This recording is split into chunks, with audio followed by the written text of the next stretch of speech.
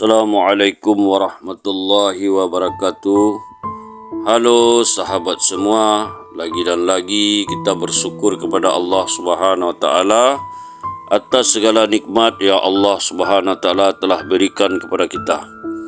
Hari ini kita akan menceritakan kisah sahabat Rasulullah sallallahu alaihi wasallam. Sebelum kita menceritakan kisah ini, jangan lupa di-subscribe, like dan komen konten ini. Semangat anak-anak dalam mengamalkan agama. Hubungan Abdullah radhiyallahu anhu dengan ayahnya Abdullah bin Ubay.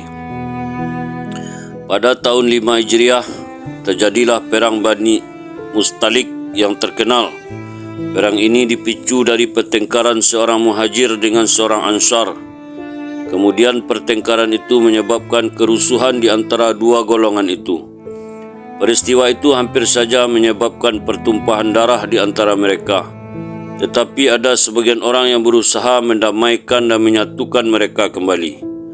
Abdullah bin Ubay adalah seorang munafik yang terkenal karena ia selalu menunjukkan kepada orang-orang bahawa ia benar-benar seorang muslim sejati. Maka ia dibiarkan begitu saja. Ketika ia melihat ketegangan di antara kaum muslimin itu, maka ia menambah panas suasana dengan menghina Rasulullah sallallahu alaihi wasallam. Abdullah bin Ubay berkata, "Apa yang kalian lakukan? Kalian mengizinkan orang-orang muhajirin ini tinggal di sini dan memberikan harta kalian kepada mereka. Jika kalian menghentikan bantuan kepada mereka sekarang juga, tentu mereka akan meninggalkan kota Madinah ini. Demi Allah, jika kita nanti tiba di Madinah, kita sebagai orang-orang terhormat akan mengusir mereka yang hina untuk meninggalkan Madinah." Zaid bin Arqam radhiyallahu anhu adalah seorang anak kecil yang menyaksikan Abdullah bin Ubay mengeluarkan kata-kata itu. Ia merasa tidak senang atas ucapan Abdullah bin Ubay itu. Ia berkata, "Demi Allah, kamulah yang hina. Kamu hina dalam pandangan kaummu. Tidak akan ada yang bersedia membantumu.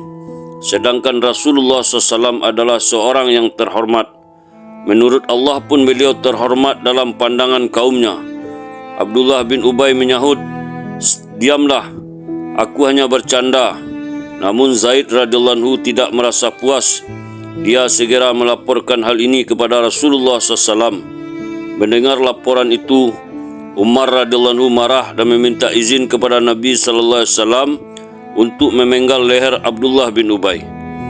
Ketika Abdullah bin Ubay mengetahui bahawa Rasulullah SAW telah mendengar perkataannya, maka dia segera menghadap Nabi sallallahu alaihi wasallam dan memberikan alasan-alasan bohong.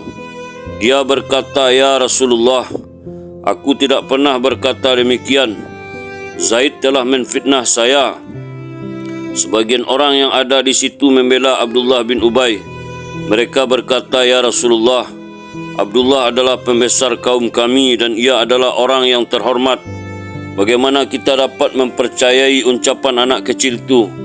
Mungkin ia salah mendengar atau salah memahaminya."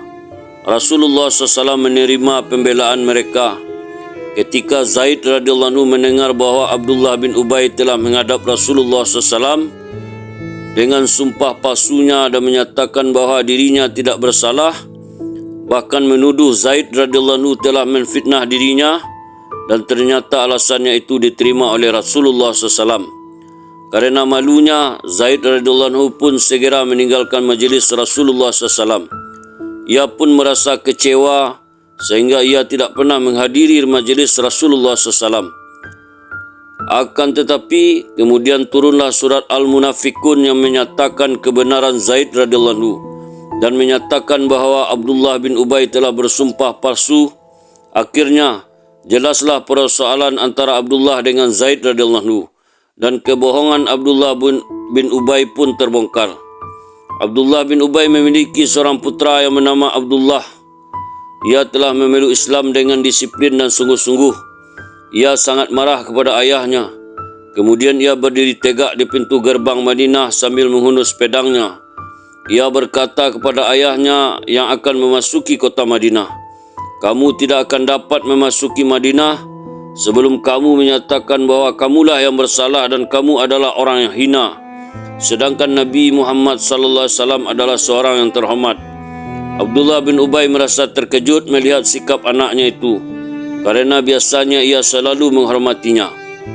Ia adalah anak yang soleh, namun kerana ayahnya telah menghina Rasulullah SAW, maka Abdullah radhiyallahu anhu pun Abdullah bin Ubay tidak dapat menahan amarahnya. Akhirnya Abdullah bin Ubay terpaksa berikrar, "Aku adalah orang hina dan Muhammad sallallahu alaihi wasallam adalah orang terhormat." Setelah mengucapkan pengakuan itu, barulah dia bisa memasuki kota Madinah. Alhamdulillah, itulah kisah sahabat Rasulullah SAW. Semoga menjadi pelajaran yang berharga bagi kita. Kita tutup dengan doa, Subhanallah wa bihamdihi, Subhanallah wa bihamdika, asyhadu an la ilaha illa anta, astaghfiruka wa atubu ilaik. Assalamualaikum warahmatullahi wabarakatuh.